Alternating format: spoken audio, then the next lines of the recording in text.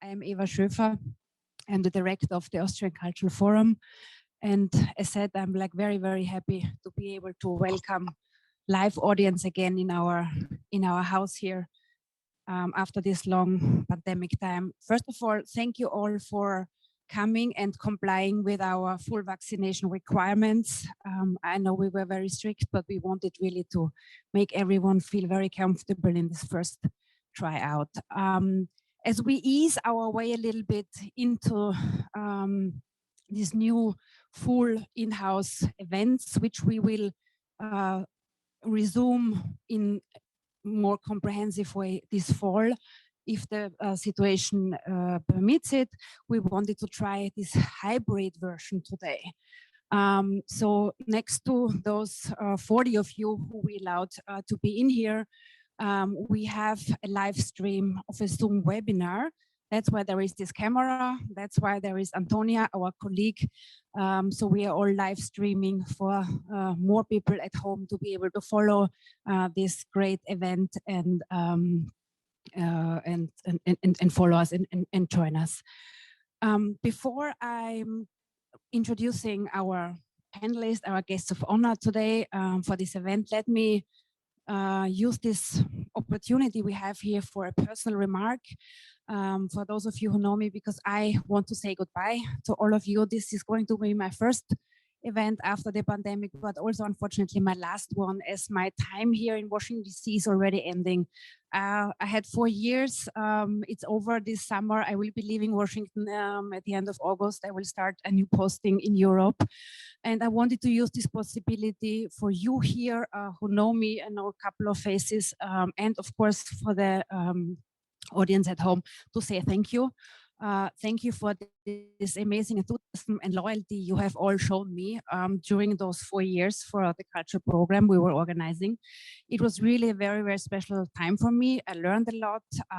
We had amazing experiences. I hope you also enjoyed the program I was able to show you. So I'm happy that unfortunately it had to be cut a little bit short, my events with the pandemic, but at least I have today to say goodbye to you. So ready, enough of me, and back to our guests of tonight and our event. As you have all been informed, the presentation of the newest publication of Elizabeth Anthony, which is called The Compromise of Return, Viennese Jews After the Holocaust. Let me introduce shortly, of course, not prepared with my papers. Let me shortly introduce our guests of today. So first, Professor Elizabeth Anthony, the author of the book we're presenting. She's historian and director of the visiting school, the Czech, Joseph and Morton Mandel Center for Advanced Holocaust Studies at the US Holocaust Memorial Museum. She held a Barbara and Richard Rosenberg Fellowship at the Mandel Center and the Fulbright Research Fellowship in Austria. That's one of her many connections with Austria. She received her PhD in history from Clark University in Massachusetts. Welcome very much and thank you for being here. Next to her, Professor Michael Brenner, who will be joining Elizabeth in the conversation about the book afterwards. Michael is the Seymour and Lillian Abensohn Chair in Israel Studies and Director of the Center for Israel Studies at American University, as well as Chair of Jewish History and Culture at the Ludwig Maximilian University in Munich, in Germany. He just recently was awarded the first Salo and Jeanette Baron Prize of the University in Vienna, so also a lot of connection with Austria. He received his PhD from Columbia University, has held numerous teaching positions at national and international universities, and is a member of several academic boards in Israel, the US, and Europe. Welcome and thank you very much for being here, Michael. And finally, the Austrian Ambassador to the United States, Martin Weiss, who of course, I guess most of you know already. He's also joining our panel, and I would give the floor now to the Ambassador to give us some welcoming remarks. Thank you, Mr. Ambassador.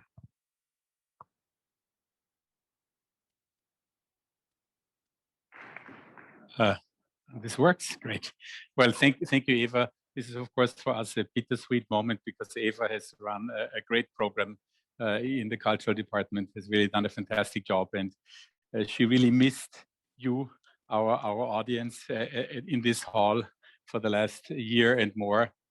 So we are really happy that we have at least one last shot with you here, and thank you for all that you have done. You all for coming, and for us it's again it's the first event after COVID, and we try to be very careful. But when Eva came to me a couple of months ago and talked to me about the book, it was for us a no-brainer that this would be a perfect start back into our events. We have had a long-standing relationship with the United States Holocaust Memorial Museum. And the book by Elizabeth Anthony, who has a long-standing and close relationship to Austria, has spent a lot of time in Austria, made this a perfect start. The Compromise of Return, many books, of course, have been written about the Holocaust. I'm not sure how many books have written about the time when Jews after the Holocaust were thinking about returning to their home country. That I found made this book really fascinating. And you know, when you look at the cover, it looks like a very happy moment. When you read to the book, it's not all about all that many happy moments. It's a complicated return, to say the least. But all the more something that one should take a close look at. And I, after reading through reading for Austrian history, and there's so some of the survivors I know personally, others I know the stories of, and to me it was really fascinating to read through it. It doesn't mean that it's always pleasant reading for an Austrian, because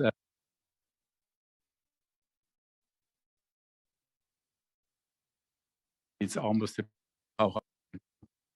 basically talking about, well, you know, we were all victims, so, you know, we're kind of all in the same boat. I mean, it almost reminds me of Mr. Qualtinger, when in his stories, when he meets his neighbor, says, "Oh, you're back, it's so great to see you. Was a difficult time for you, was a difficult time for me, was a difficult time for all of us."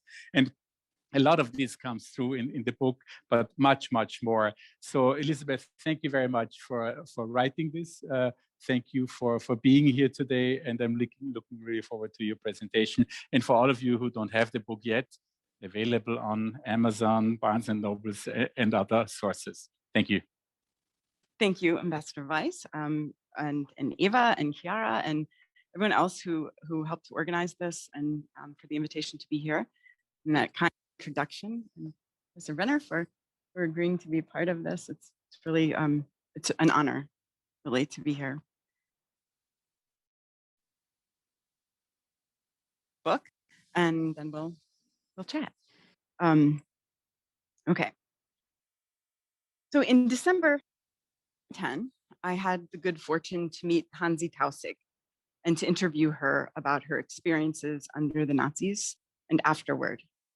Hansi was 18 years old when she fled Nazi Vienna under a program that enabled Austrian and German Jewish women to go to the UK to work as domestics.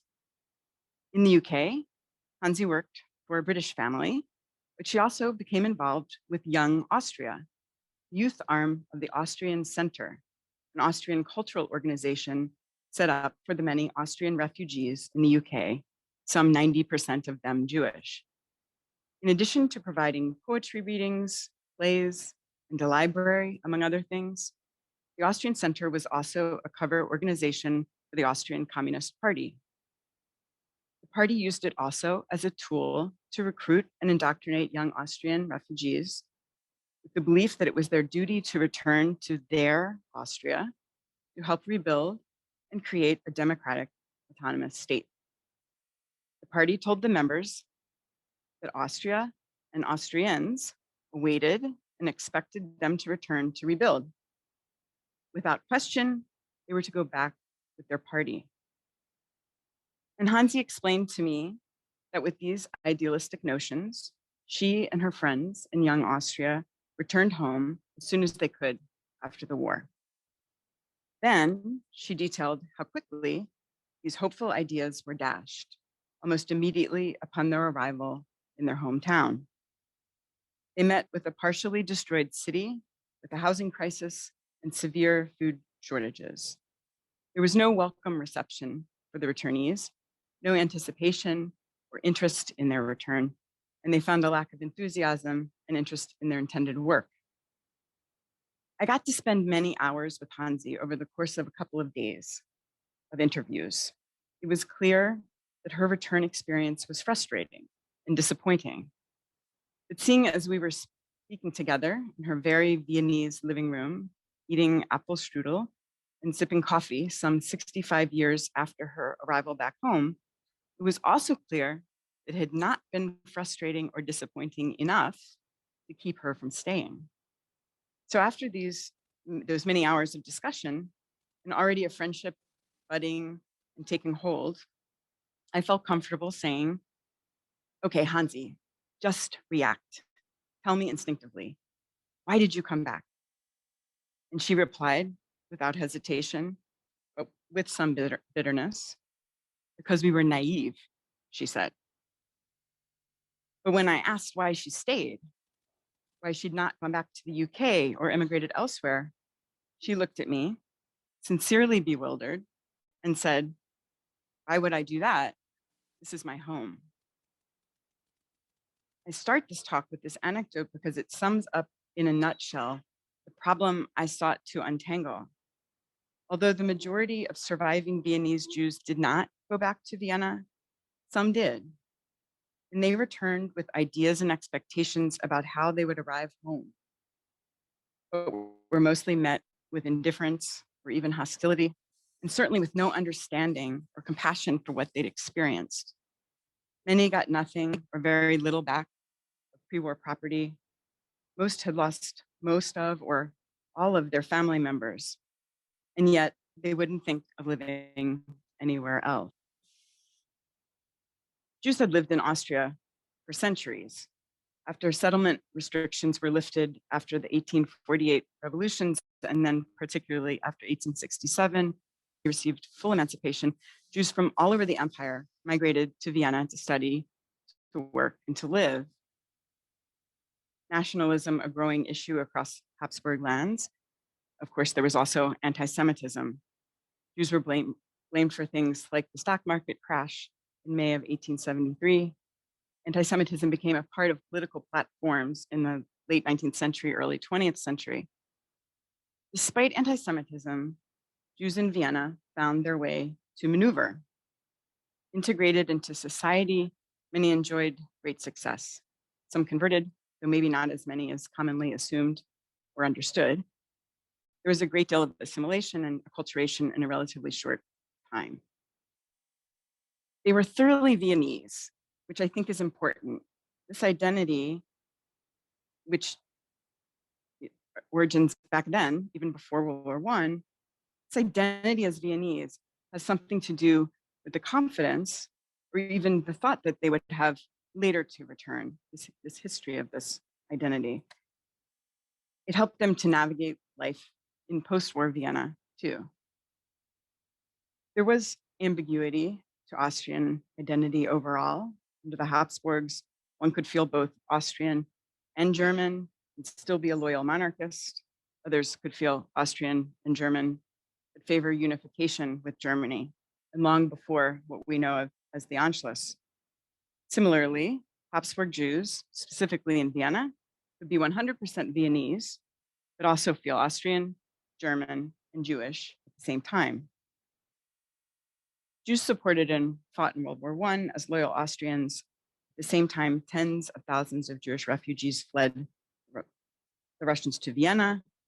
The Jewish community and the Austrian state supported them. And this influx of Eastern Jews, of course, meant more anti-Semitism. At the end of World War I, with the dissolution of the Habsburg Empire, nationalism in new nation states meant that Jews and other minorities suffered. Among other things, it was believed Jews couldn't have national loyalty. Jews in Austria, though, hoped they would still be able to identify as both Austrians and as Jews, although they were no longer able to feel or to be accepted as German. Most grieved the end of the monarchy. By 1934, the Jewish population of Vienna totaled 176,034. And at the time of the Anschluss, in 1938, the formal Jewish community membership was at about 185,000. This is enough of a history lesson. I don't have to go into a full Austrian history lesson, particularly for this audience. But as we know, up to the Nazis, there was an Austro-fascist regime in control in the country.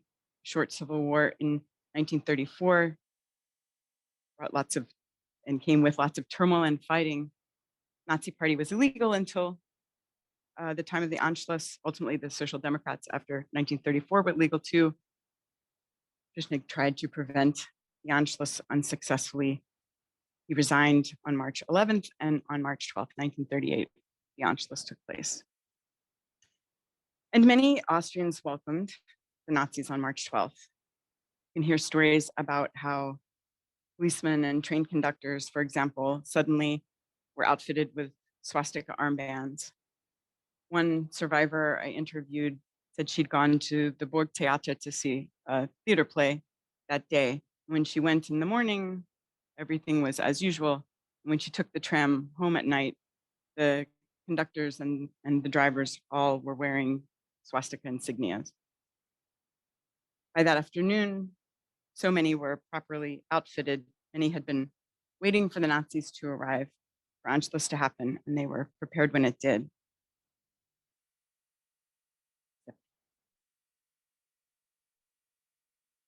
In addition, with the Anschluss came pogrom-like activity in Vienna. The November pogrom, the so-called Kristallnacht, in Vienna is sometimes said to have lasted 8 months, not one night.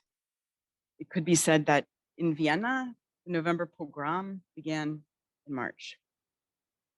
That is, the deadly and violent persecution of Jews in Austria started in March of 1938 with the Anschluss. Members of the general population took part in the persecution.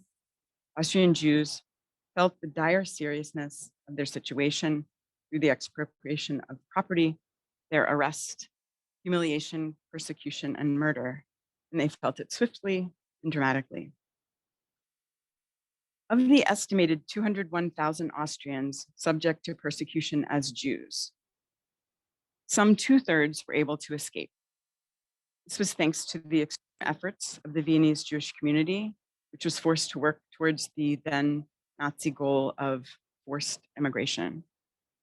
The Nazis employed the Jewish community to do their dirty work, so to speak, and to facilitate the mass expulsion of Jews from the country after persecuting and robbing them.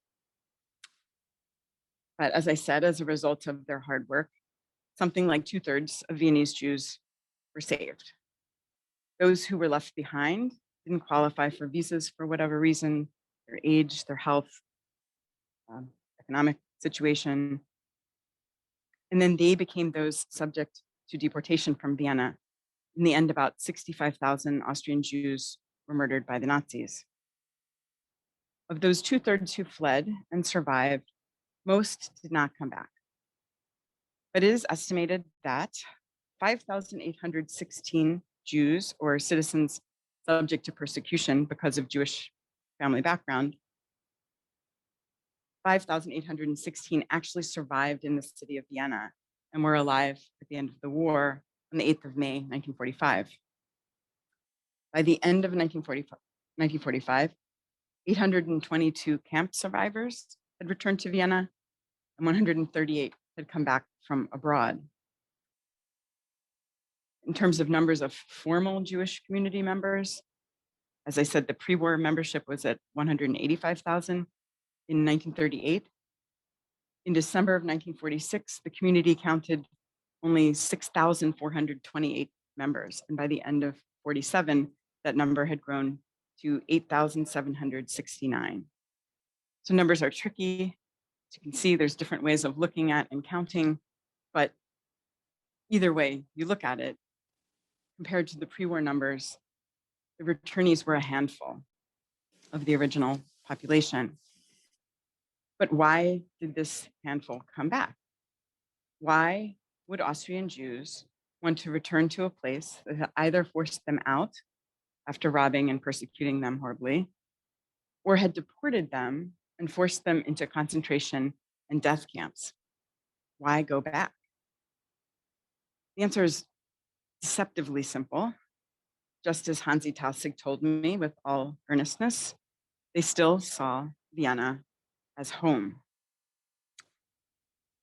In the course of this research, I found a few different concepts of home that motivated the returnees and carried them back. These concepts generally corresponded to different groups of returnees that came back almost in waves.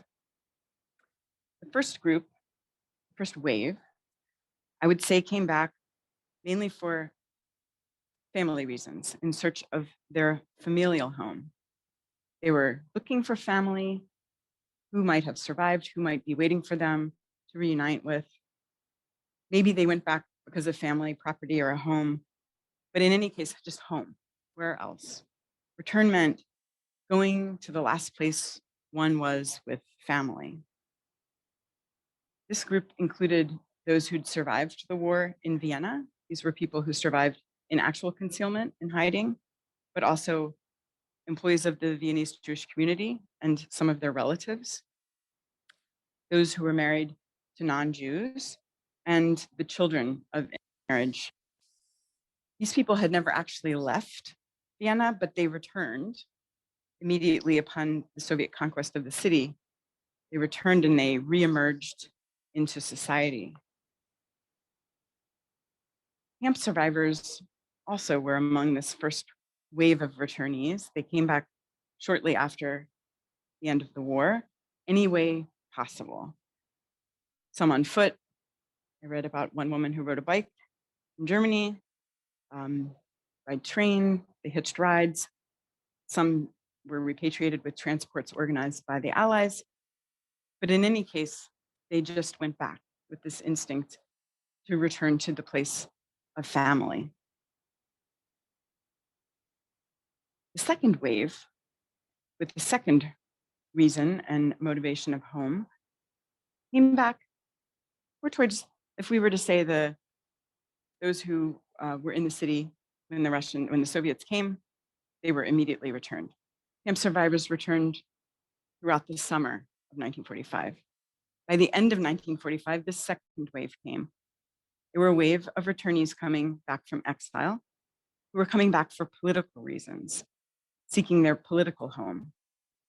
These were communists and social democrats who'd fled to places like Sweden or England, for example, either with their organized political groups in exile or joined up with them while they were there.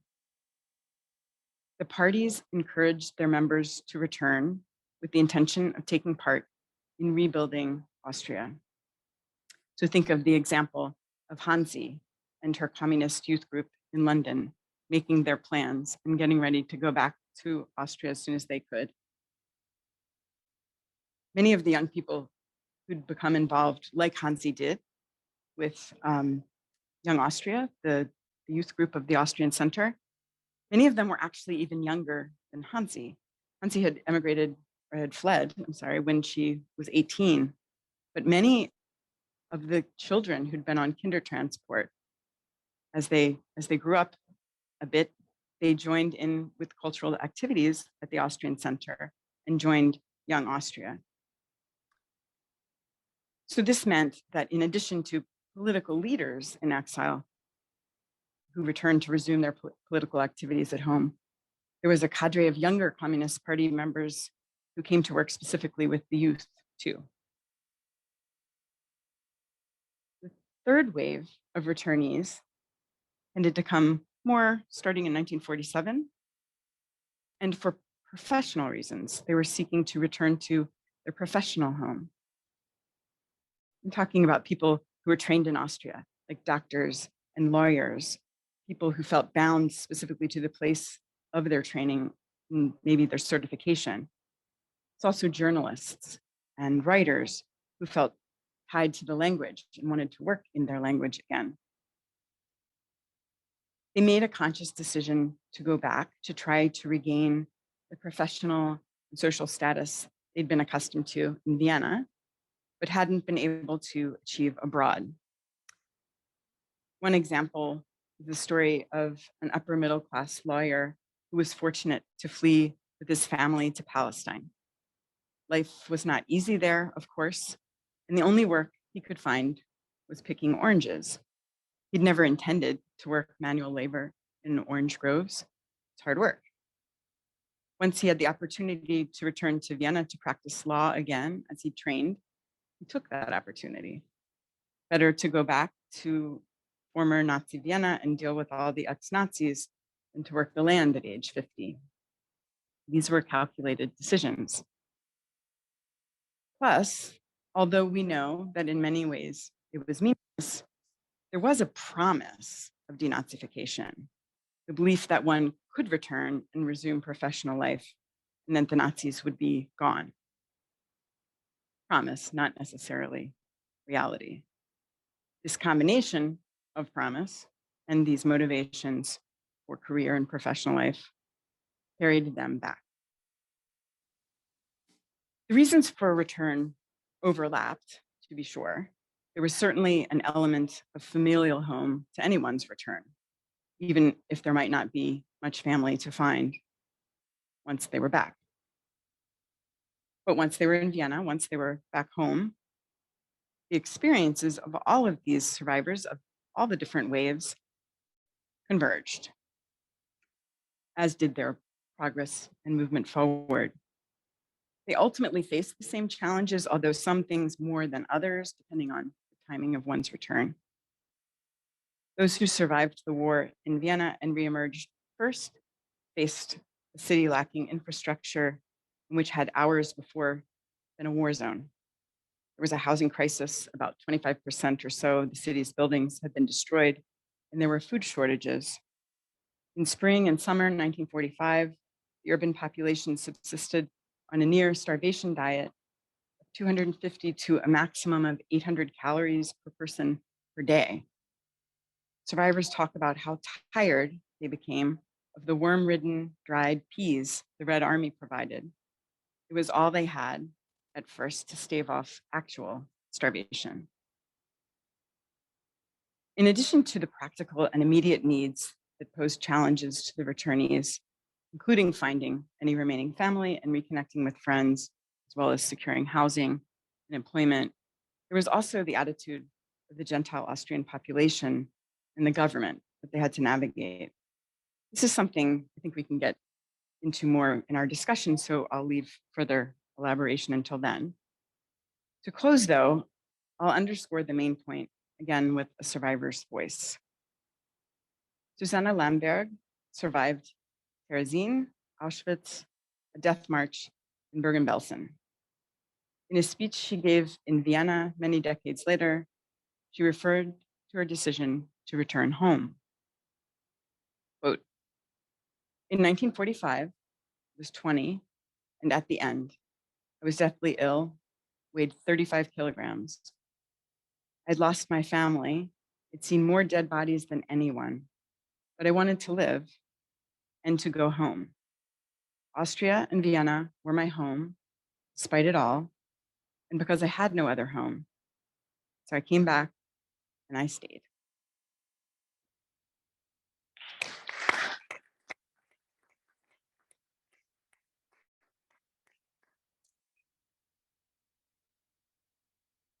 Does that work? Yes, it sounds good. Sounds okay. Thank you. Thank you, Elizabeth, for really, for the book, first of all, but also for a difficult task to give an overview in 20 minutes of your story, the story you wrote down. And thank you for giving also a voice to the people who returned. I know there are some famous names among them, but many of them are just people who otherwise would have been forgotten. And I very much appreciate it. In fact, a long time ago, I wrote a book about Jews in Germany between 1945 and 50. And this is a period very often overlooked because for good reason, people look at the Holocaust and what happened until 45. And then it becomes those who emigrated, or of course, those who couldn't make it out. But there were a few who returned, and they are the subjects of your book. When I read the book, I thought of one story by Friedrich Thorberg, who also is mentioned, of course, in your book, and you quote his poem he wrote about the return. There's another story he wrote.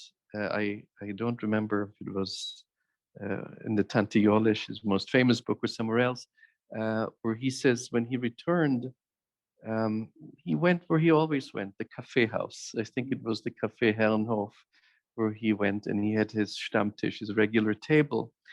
And he already felt uncomfortable because wherever he went, or he had gone immediately after his return, it happened to him what you said before.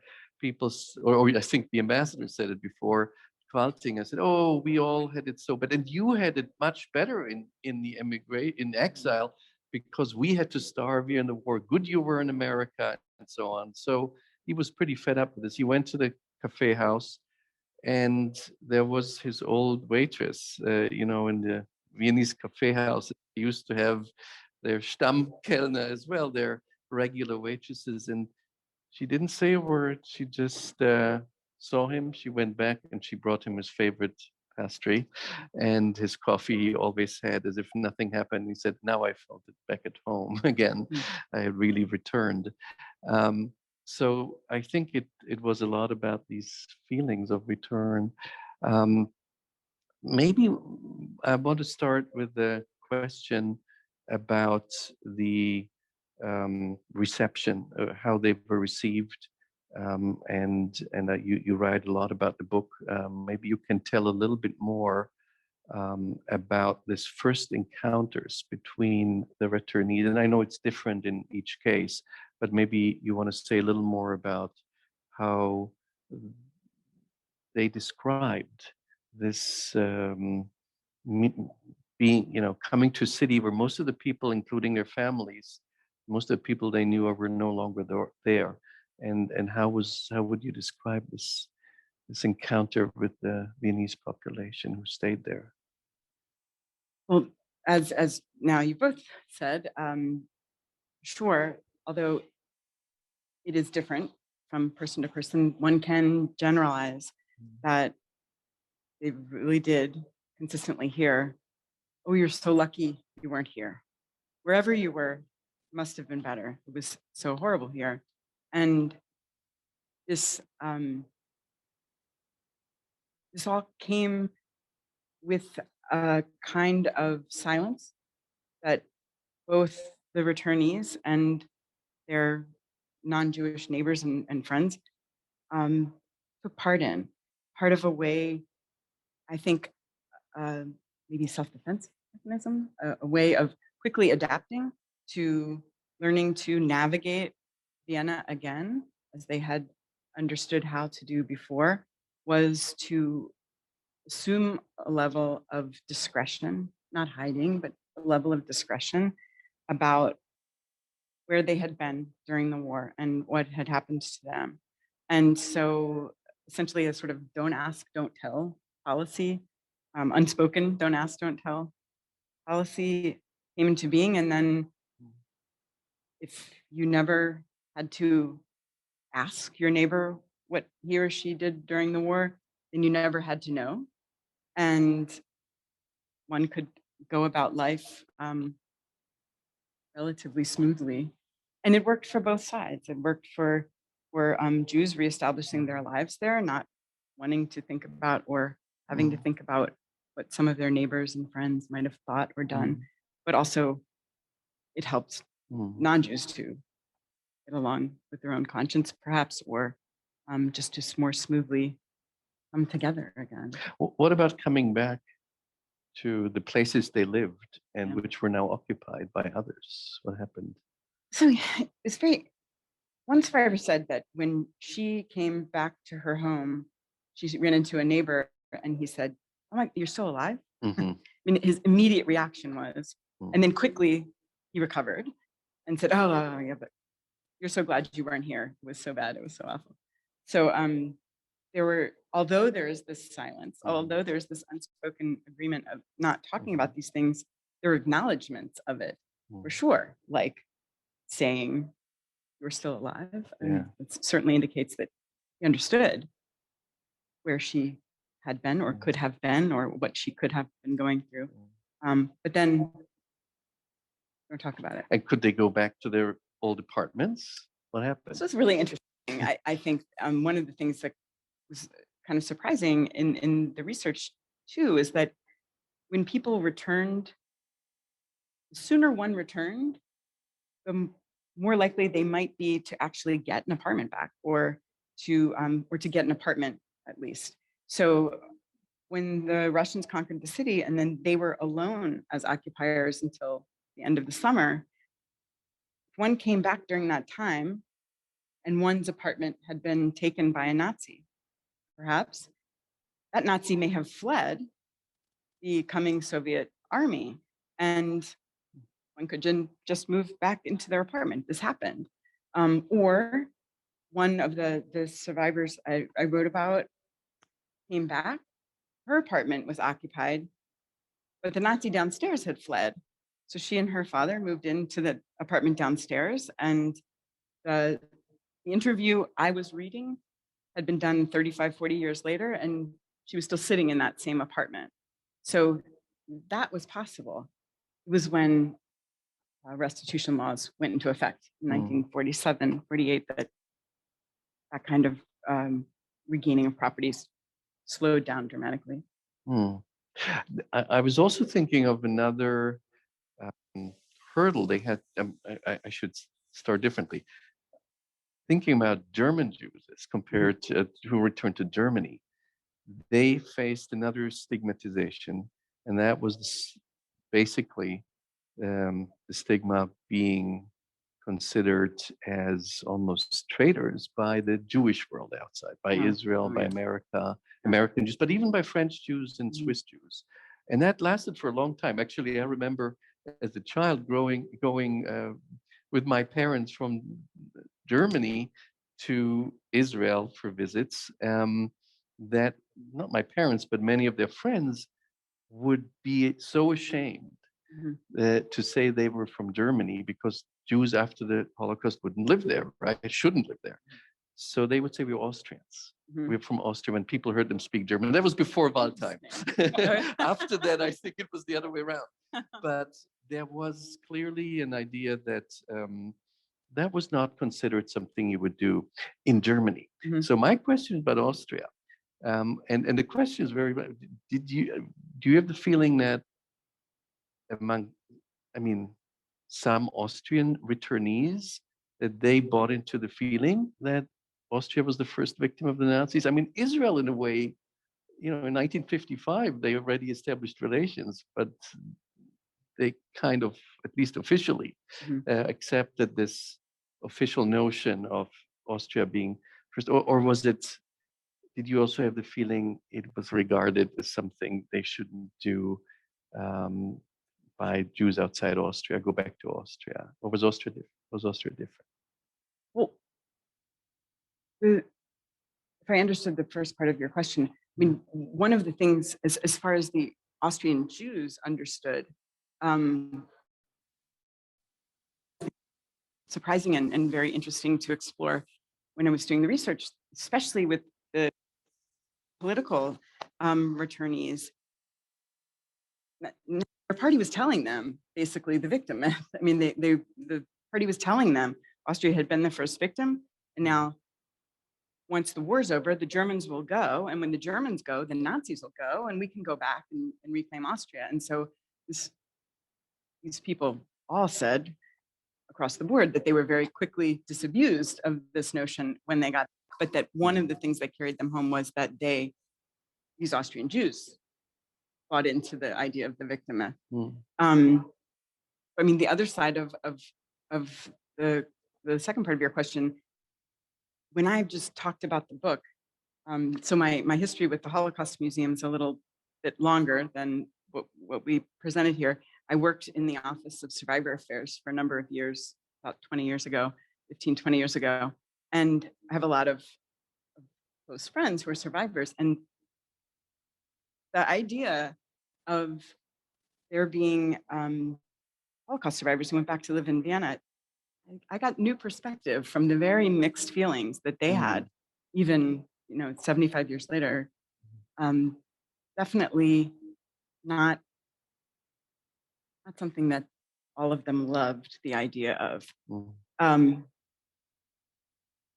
But also to add to what you were saying about German Jews saying they were Austrian, Matti Bunzel, sociologist who writes about survivors and after the war, specifically Viennese and Austrian Jews, notices that just as I have written about this importance of identification with Vienna over Austria, that they would be very, especially in Israel, they would not introduce themselves as Austrian Jews, but make sure everybody knows that they're Viennese Jews, and that even if it was only in their minds, that other people would understand it's different because I'm Viennese. There weren't that many non-Viennese Austrian Jews. That's true, actually, in the end. So I want to touch upon something else you mentioned before. Who were the people who returned and who were more inclined to return? You already mentioned different groups of professional groups, of course, lawyers who had a hard time practicing in another country, or people who used the language like writers and actors and actresses. But I also want to ask about, I think it had also something to do with where they went, which places of immigration they ended up. And I believe it was a much smaller percentage of people who, let's say, went to the United States or England, as opposed to those who went to Shanghai, for example, places where you didn't really had an easy time of integrating and staying. And maybe you can say a little bit about, and especially the Shanghai returnees. I think that was the only ones who came back as a group, right? This is true. Yeah, because in 1947, there were still Viennese and German Jews in Shanghai. And although many of them tried to emigrate onward, there was a whole group that came back. And in fact, the photograph on the cover of the book is a picture of Shanghai Jews arriving back in Vienna and being greeted by the mayor of Vienna at the time then. So I think I lost my thread. The Shanghai Jews, yeah. And where the places they went, yeah. So I mean, they were different.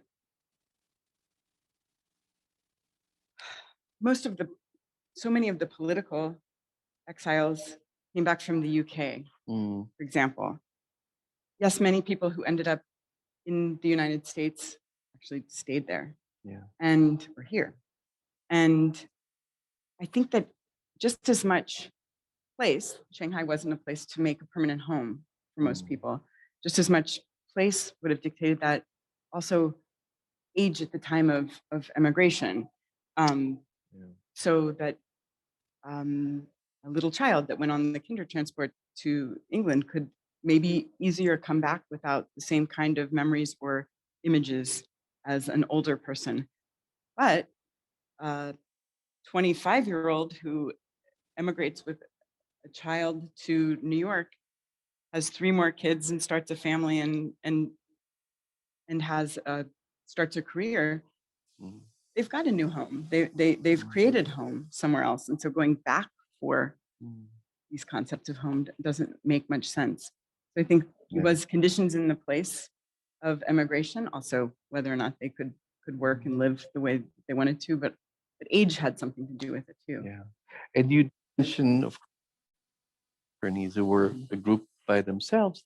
Some of them became quite prominent. One of them became chancellor, but for the most popular chancellor of Austria. I don't know if you want to talk a little bit about Bruno Kreisky or others who returned as political.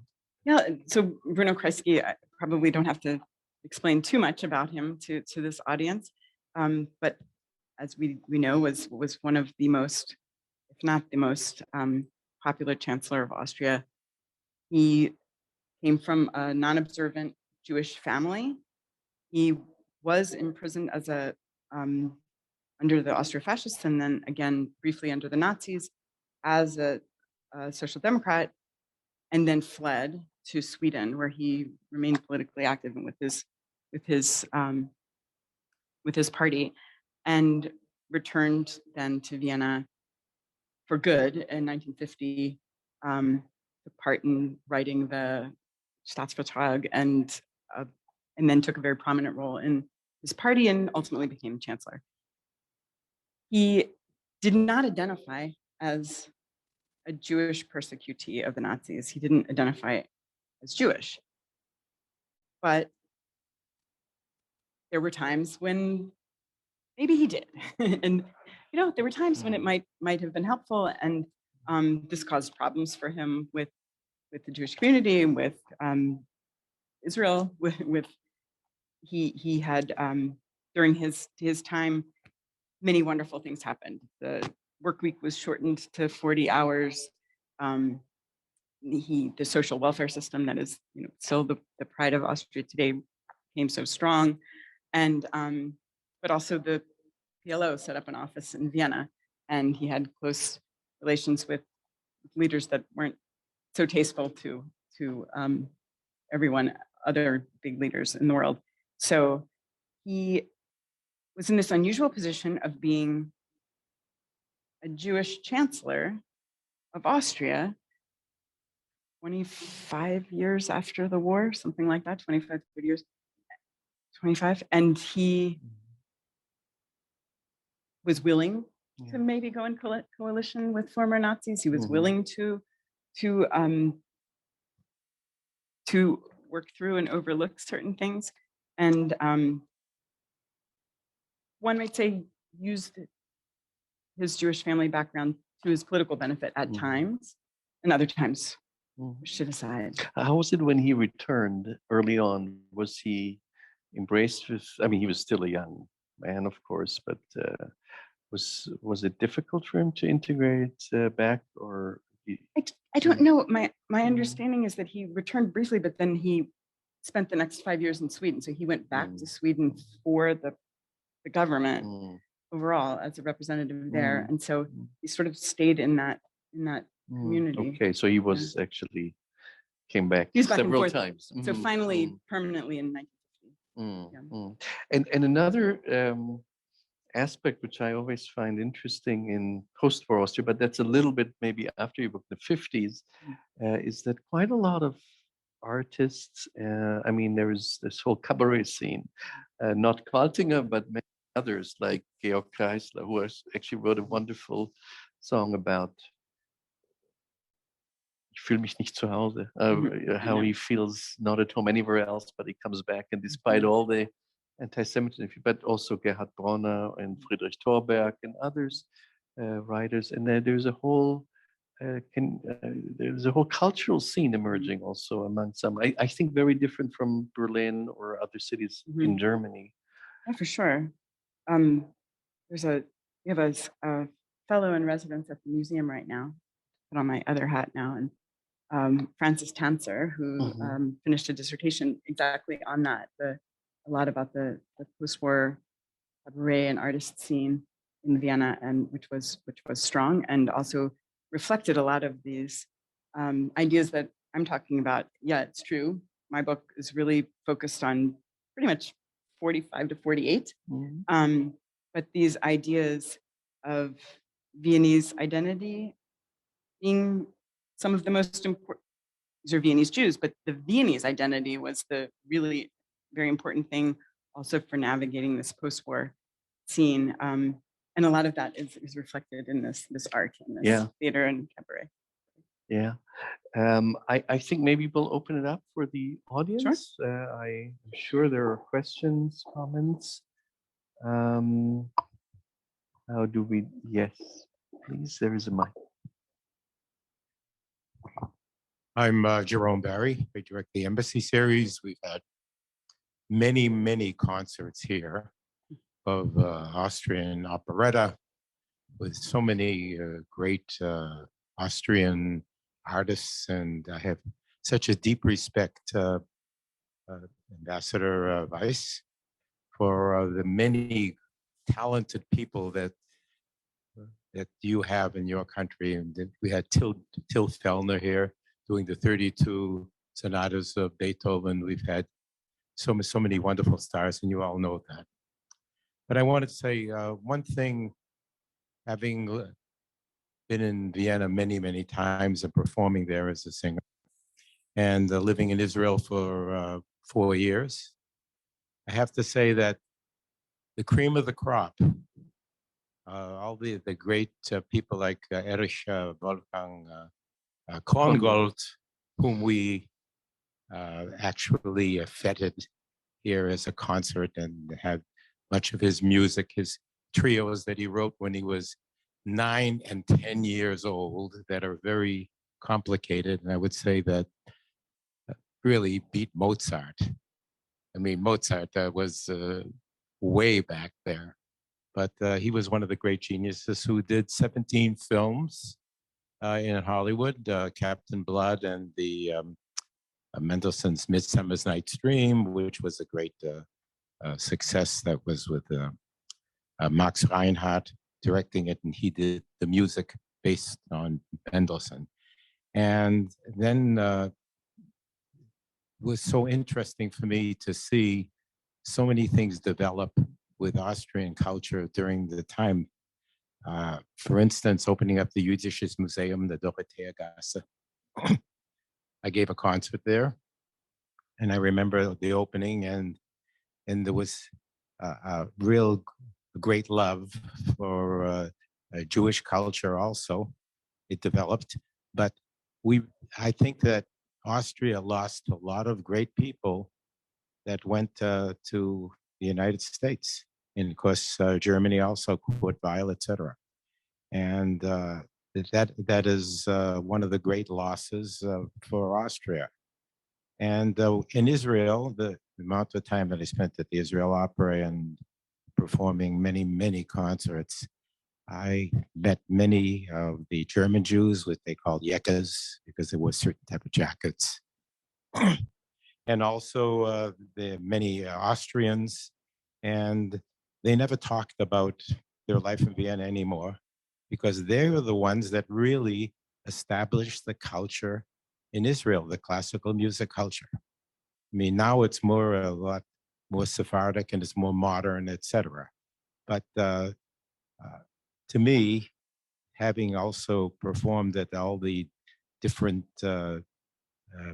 Jewish settlements and you know in the ORF, Österreichische Rundfunk, and in Vienna and in all the little cities in Graz, the Steirische Herbst, it's such a loss that you just say to yourself, you know, it's such a wonderful place to be in Vienna when you go to everybody knows this, the Café Hummel, for instance, one of my favorite places.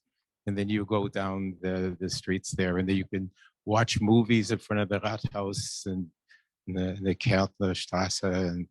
And I just wanted to say that I really appreciate, Doctor, your bringing this forward, because when I saw that, I said, I want to have a little bit of Heimweh, even though I'm an American and Jewish, and brought up. My father was born in Ukraine, and my mother was a Yankee from a farm in New Hampshire. You know, I really appreciated your bringing that back, and I wanted to say right here to the ambassador, because we're all been in this sort of this very strange situation where you can't see live music. The Kennedy Center did the first concert a few weeks ago for 50 people, you know. I say, you have to really bring back the Austrian beautiful music of a lot of Jewish composers, and Franz Lehár, I realized wasn't Austrian, but all these people, and that brought hundreds and hundreds of people here to see that. And the young people nowadays have to see the great Austrian culture. It's something that it seems to be forgotten. But you know, when I listen to operetta on the YouTube, and you hear these wonderful singers, and it's just such a pleasure. And that's the end of my sermon for today. But thank you very much. Thank you very much. Your comment reminds me of a survivor I spoke with who was listing all of the many reasons that he was sad and sorrowful about the Holocaust, about the relatives that he lost, and said, but I think about every still angry. I asked him if he was angry at the Nazis. He said, yeah, I'm still angry at the Nazis because I didn't get to grow up in Vienna. I didn't get to grow up going to the opera. I didn't get to grow up going to the Philharmonic. And he realized exactly what you were saying, how very much he missed, and that was a big thing robbed from him too. So, thank you. It reminds me a little bit of my time in Los Angeles, where I met with Austrian Holocaust survivors. We're trying to get another microphone. Oh yeah, I stole your microphone. It reminds me a little bit of my time in Los Angeles, where I met Austrian Holocaust survivors, and you saw all different kinds of shades and of reactions to what had happened in Austria. I remember to meet with a chemist, Professor Kohn, who won the Nobel Prize. He would never, ever set foot in Austria again. This was the last country he would ever want to visit after what had happened.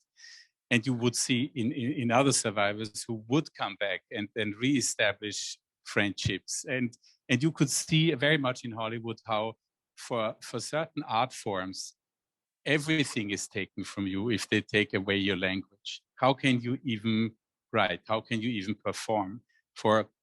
In the world of music, partially it worked much better. For some Austrian musicians, they were very successful in Hollywood. And again, Billy Wilder was, as a movie director, was wonderfully successful, despised Austria because of what he had experienced and his family had experienced. So you saw all kinds of reactions in the book. I somehow brought it back, that there were so very different ways of reacting and even returning and like you said before, I mean, there are many life stories in there, and life takes you to different points and different conclusions. But one thing I would say, nothing will stop our music program except for a little virus. For a little while.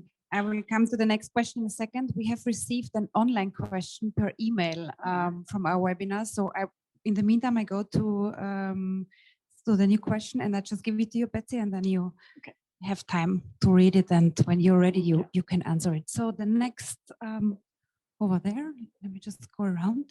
I come first to her and then to you. We have a lot of space with our chairs now, so which we never had. I can go through. Thank you.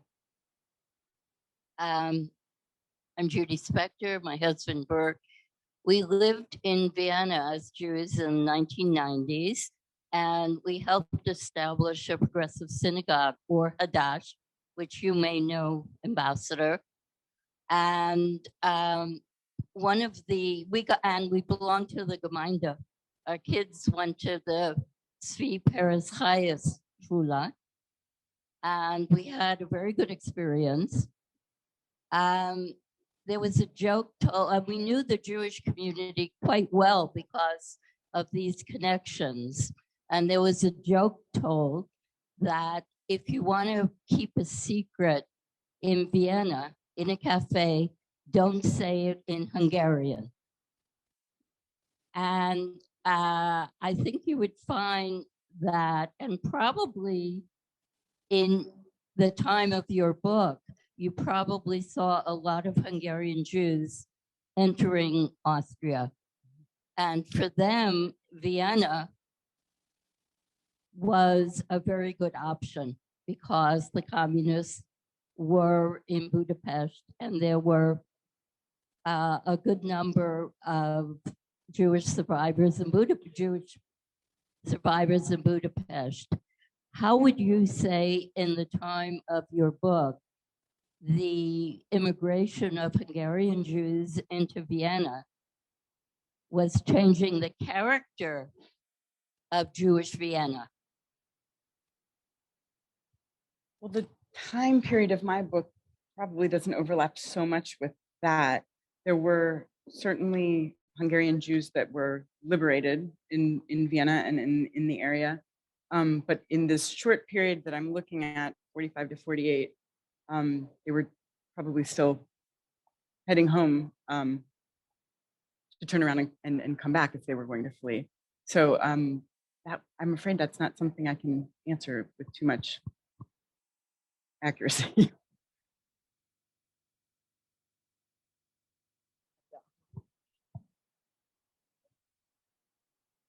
Go ahead. Why don't you go first? Oh, thank you so much. I'm Ruth Kurtzbauer. Both of my parents were born in Vienna, escaped in 38. Unfortunately, most of the rest of their families did not, so they were the minority who didn't say. But first, I want to thank the ambassador and the team for hosting this. It's wonderful to be in person at a lecture and such a wonderful lecture as this.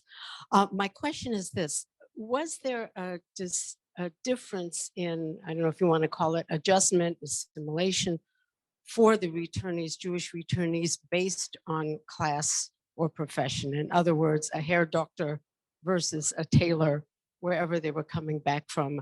Was there that easier assimilation for those who had had pre-war higher status, if you will? I think most of the people who were coming back for these professional reasons were these more highly trained and educated, also maybe a little bit older people who could come back and, as I said, sort of discreetly, but not in hiding, reassume or re-enter their professions. I don't know. I think that what one benefit of the sort of silence, the sort of don't ask, don't tell policy, was that once one came back, secured the position, or were working back into their profession, it could move pretty smoothly for them. I think all of the people I was looking at were really more highly educated professionals. I think from what I saw is for them, there was also, on the one hand, pressure and opportunity. Because if you were an Austrian lawyer, you cannot practice Austrian law in the UK, right? That just doesn't work. Even if you were an Austrian physician, your exams were not necessarily recognized elsewhere. So if there was a different way of a different reason for you to go back, and you had a professional career, and you could maybe continue that career, so why wouldn't you? And maybe, but that I don't know, but maybe for a cobbler, you can be a cobbler anywhere, because there's no language barrier, and it's not about your degree that you received in university. And they have the opportunity then, if they are in a land of exile, to be a cobbler, and maybe to achieve the status that these professionals missed, even in the new country with a new language. And are you ready to answer the online question? Sure. Okay. I'll read it. This is from Mr. or Ms. Peterman. My mother and her parents fled in 1938, but my grandparents returned in 1950. When I was a child, we visited them annually. I distinctly remember my mother telling me not to tell people I was Jewish. To what extent did returning Jews who had previously been involved Jewishly resume their relationship with the Jewish community?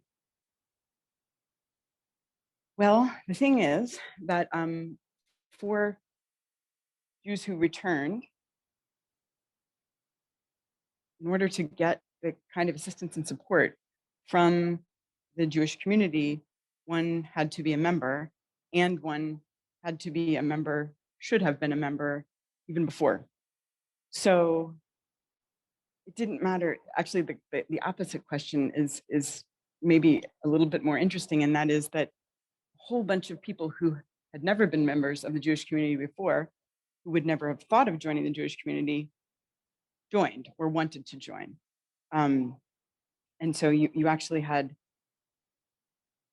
I would say, pretty much everyone who was a member before was a member, mainly because of the community and the rebuilding and getting support from the community itself. Any other questions?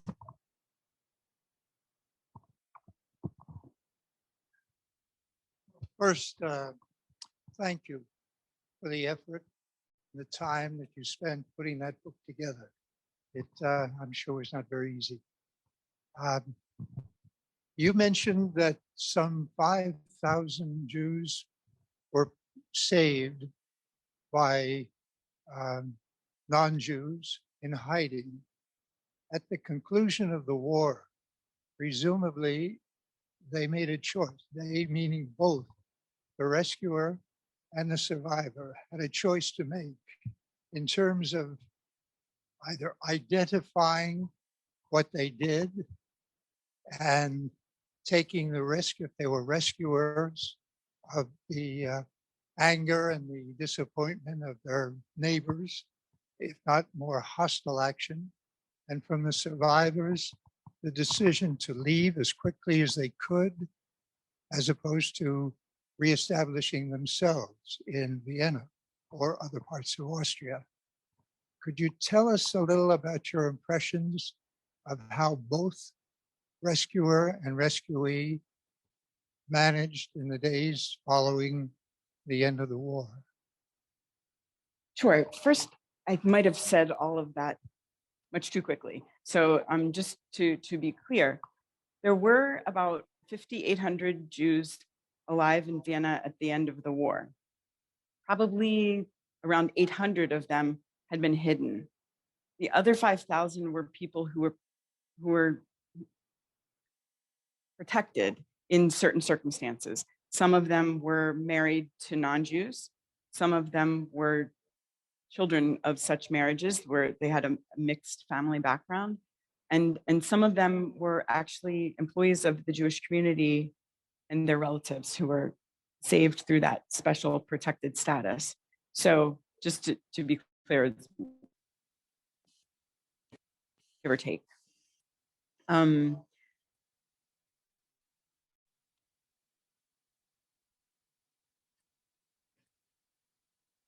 Just been published in a really great slim little volume. I won't remember the name of it, but I can it, about a man who had been close friends with a Jewish friend in his alpinist club. They, very Austrian thing to do, climbed mountains together. And when his Jewish friend had to flee or was in trouble, got in touch with his friend who took his wife and daughter in and hid them in his metal workshop. And they lived there for a couple of years in total concealment. And that survivors, the young little daughter of that family that was hidden there, describes when they hide using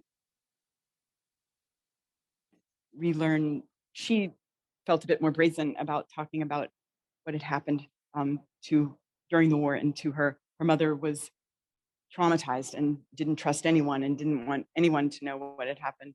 In any case, they did honor their rescuer, and this man received a Righteous Among the Nations recognition from the state of Israel. And I've seen lovely, beautiful pictures of a relationship that this young girl had with this guy, sort of an uncle, familial-like relationship.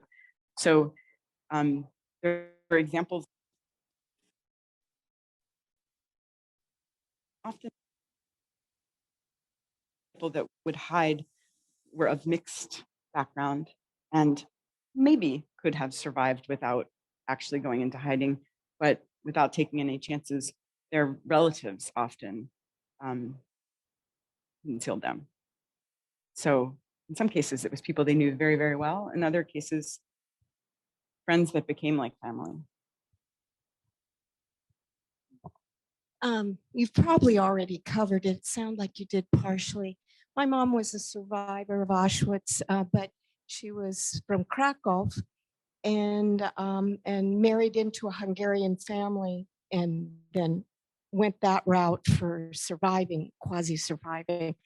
But one of the issues when they were liberated was that she was told, do not go back to Krakow, because as a originally wealthy family, everything had been confiscated by neighbors and other people, and it was too dangerous to go back. Was there a similar situation in Vienna or not? Were people able to go back to their nice homes or whatever, or In some cases, yes. And as we were saying before, the sooner one came back, maybe the better chance they might have had of recovering, things like that. The situation in Poland was very different after the war, of course, also in terms of violence and pogroms. And that wasn't happening in Vienna. But I have to say that, that kind of, your question might really be what sort of spurred me 15 years ago to start asking my own questions, just because I'd been working here in the US with survivors who lived in the United States. Therefore, they did not live in Europe. They had emigrated abroad. And so many of them were Polish. And their attitude is always, no way, I will never go back to Poland. I would never, they were told not to, but then they also didn't want to, and they do not want to. So when I met survivors living in Vienna, I realized, okay, on one hand, I'd been quite naive because my perspective was really one-sided. I was working with a lot of Polish Jews who had emigrated here. And suddenly I got to see them and start asking my questions and start learning about actually, there were certainly problems and challenges, but that one could create a nice life in Vienna after the war. If I may just add, my father, by the way, is also from Krakow, and the same thing happened, and I think to most of the Polish Jews who first returned to their hometowns. I was reminded when you said you were still alive. I mean, it wasn't a joyous outburst. It was, what, you're still alive, but we live in your place now. But in Poland, I think it was really different. There were, over 1,000 Jews killed between 1945 and 47, 48, even though you can't say this openly in Poland today, that's a whole different story. But it was not very pleasant. And I think that's a big difference. But maybe the difference was also, for many reasons, but Vienna was an occupied city. It was, you couldn't do that. That's right. The Allied forces were there, right? Very good point. Thank you. Good evening. First of all, I would like to thank you for all your research and for bringing to light some of the things that have been buried for far too long. Both my parents were survivors from Vienna. And my question is, if throughout your research, you found at any time how the government responded. We heard a lot about people, how they received people coming.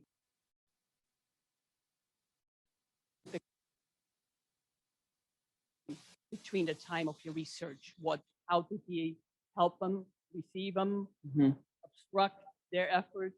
That's what I would like to get an insight on. Thank you. Yeah, so we touched on it a little bit earlier, the victim myth and this idea that had really taken hold already before the end of the war, that Austria was the first victim of the Nazis.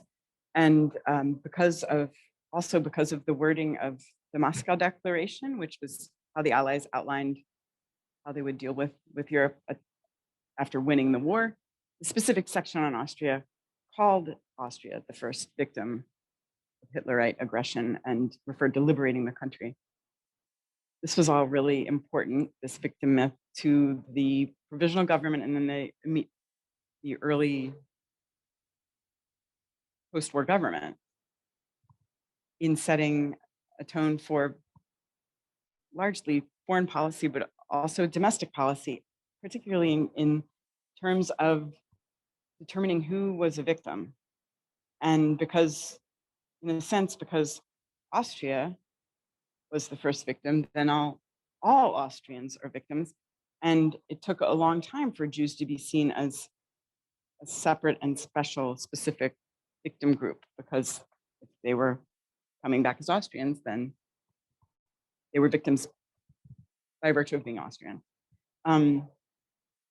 That changed and it progressed a bit, but it was steps forward and steps back as the government dealt with or did not deal with that. The victim myth came in very handy. It came in very handy for the Austrian government because Austria, as you said, was an occupied country. And so the utmost goal was to get the Allies to leave. We knew that the British and the Americans and the French would leave eventually, but the Russians, we weren't so sure. But the victim myth gave you a great argument because you were a victim of the Nazis. So of course you should be a free country yet again. So it worked beautifully for the government. It also worked for the Allies because quickly after the war, you know, until 45, you fight with the Russians side by side. Soon after, the Russians, the Soviets become the enemy. So any country that declares, I want to be part of the Western camp is welcome, and you are ready to overlook a number of things. So it worked for the Allies as it worked for the Austrian government. And in your story that you told about the German Jews going to Israel and saying, you know, actually we are Austrian, it worked for the Jews also because they could maybe argue, well, you know, I can go back to a country that was kind of a victim because going back to Germany is like, what are you even doing? So it worked on so many levels that it held for the longest time because it was such a great story. And I wouldn't say that the bubble burst with Kurt Waldheim. I think it started before then, but it's a myth that had for the longest time had a run. I don't think you can tell this story now in Austria. I don't think any politician will try to pull off that argument anymore, but it lasted for quite a long time. No question? Hi, and thank you. Like so many others here, I'm a descendant. My grandmother was born in Vienna and left with her family in 1938. And I'm citizen due to the new law, so I'm just really thrilled to be here. So I was wondering, I think a lot about, you know, the descendants and the children of people who've survived everything. And so I was wondering if in your studies, in speaking with survivors, did their children stay in Austria? Did have their grandchildren stayed, or did they find the situation too difficult and maybe emigrated elsewhere in Europe or Israel or somewhere else? So I was wondering if you could speak on that. Yeah, I mean, I don't want to go off on too much of a tangent, but my understanding is that with each generation, more people have looked abroad for opportunity, and that the grandchildren, and now it's going to be the fourth generation, are moving about internationally. And what they would say, my experience, what they've said to me is it's for opportunity and to work in other places, go to the United States, go to New York, go to Israel. And but I also don't think that they would say without a really pointed and specific interview-like situation that it's because of a bad situation or anti-Semitism. And I think it really is much more about opportunity and getting out. But certainly there's a spread and people are moving about. Any more questions? If not, then I want to thank very much our panelists, our audience. Please don't go yet. We have a little gift for you because it was our first event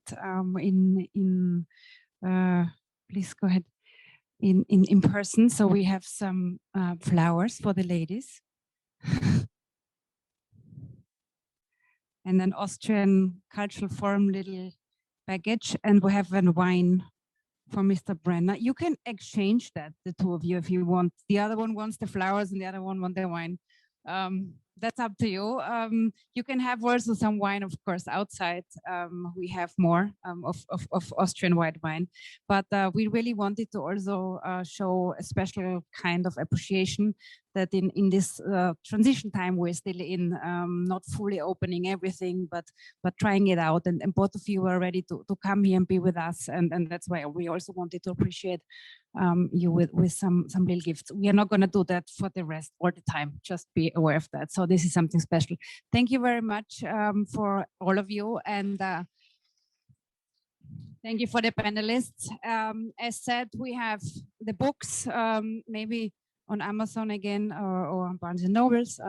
And those of you who want to join us, please go directly through the library out on the terrace. We have a glass of white wine.